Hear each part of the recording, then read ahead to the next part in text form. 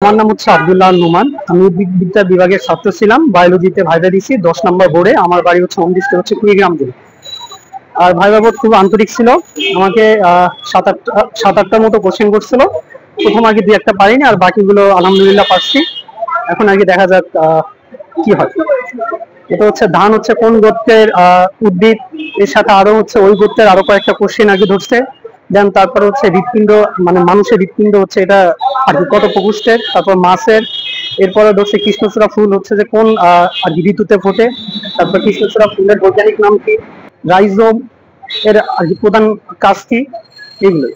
আমি মাম্মি আক্তার, আমি গাইবান্ধা জেলা থেকে এসেছি। আমার আজকে বিষয় ছিল প্রাণীবিদ্যা ভাইভা। ভাইভা বোর্ডে 5 বোর্ডে ভাইভা ছিল আমার।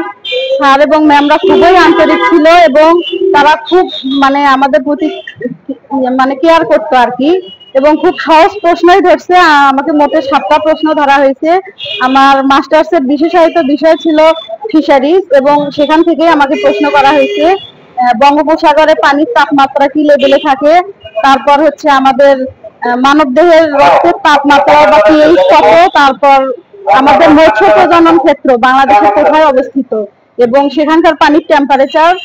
আরো কয়েকটা প্রশ্ন ধরছে। যাই হোক, আমি 4টা প্রশ্ন পাচ্ছি, ইনশাআল্লাহ দেখা যাক কি হয়। ধন্যবাদ। আমার নাম মোহাম্মদ কামরুল হাসান জনি। আমি এসেছি লক্ষ্মীপুর জেলা থেকে। আজকে আমার জীববিজ্ঞানের প্রাণীবিদ্যা বিষয়ে ভাইভা ছিল। তো স্যার আমাকে প্রথম জিজ্ঞেস করছে যে আপনার সাবজেক্ট কি, তো আমি বললাম যে জুলজি। তারপরে আমাকে বললো যে মাছ চাষে বাংলাদেশের অবস্থান কত। তারপরে আমাকে বললো যে মেজর কাপ এবং মাইনর কাপের মধ্যে পার্থক্য কি। আরো আমাকে প্রশ্ন করলো যে কর্ডিক স্নায়ু কত জোড়া, এবং ভেগাস কর্ডিক স্নায়ুর উদাহরণগুলো দিতে। এইটুকুই ছিল আমার ভাই। আমার নাম শফিকুল ইসলাম, আমি নওগাঁ জেলা থেকে আসছি। আর আজকে আমার বোটানিতে ভাইভা ছিল। আমার সাবজেক্ট ছিল হচ্ছে বায়োলজি।